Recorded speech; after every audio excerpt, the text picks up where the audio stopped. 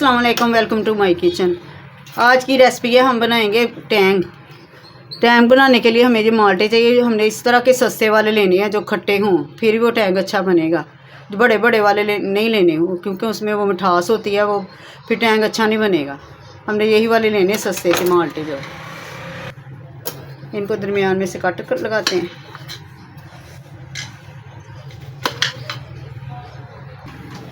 सारे माल्टों की कटिंग हो चुकी है।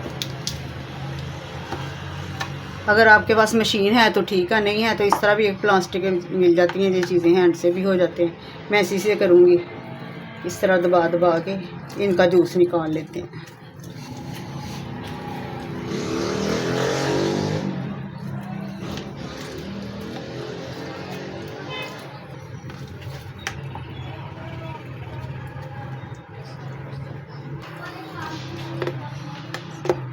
सारे माल्टों का मैंने जूस निकाल लिया है। अब इसको भून लेंगे। पूनी लेके इससे भून लेते हैं।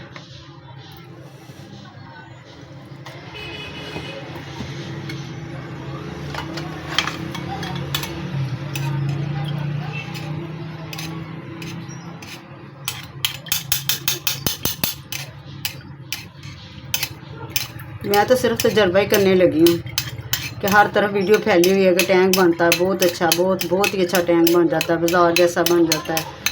मैंने कहा चलो मैंने सोचा कि मैं भी तजर्बा करके देख ही लूँ।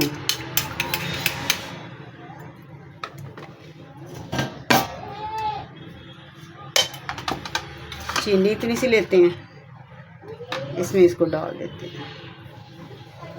अभी और डाल जाएगा।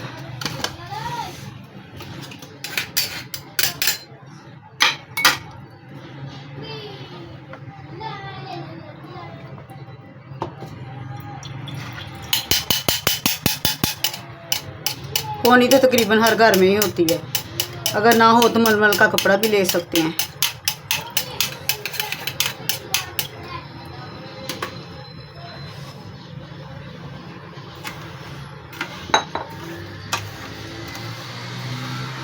ये बस इतना ही काफ़ी है। हमने तजर्बा ही करना, हमने कौन सा बनाना ज़्यादा। देखते हैं क्या नतीजा निकलता है। टैंक बनता है या चीनी भी ख़राब होती है। अब इसको 2 दिन के लिए सुखा लेते हैं। धूप में रखूँगी, कपड़ा रख के इसके ऊपर धूप में रखूँगी 2 दिन, फिर दिखाऊँगी आपको। इसको मैंने ओवरनाइट कमरे में रखा था। सुबह मैंने सारा दिन मलमल का कपड़ा दे के धूप में रख दिया, लेकिन जूस अभी भी खुश्क नहीं हुआ। इसको देखिए, ऑरेंज का जूस अभी भी है। अब मज़ीद इसको 2 दिन रखूँगी धूप में, फिर ये सूखेगा। ये देखिए माशाल्लाह, ऑरेंज जूस जो था ना वो चीनी में जैसे कर लिया है और ये सूख गया। मुझे टोटल 4-5 दिन लगे हैं। धूप निकली, मुझे फिर धूप में रखना पड़ा, तो फिर ये कहीं जाके ना सूखी है। ये काफ़ी हद तक जुड़ चुकी है। इसको मैं इस तरह फेर लूँगी।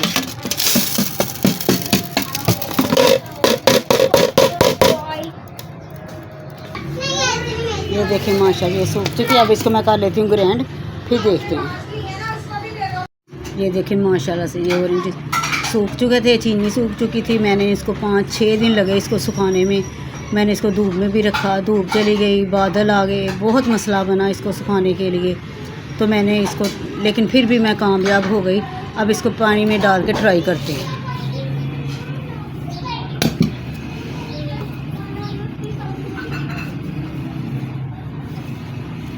मैंने कोई फूड कलर नहीं डाला इसमें, ना कोई केमिकल डाला है।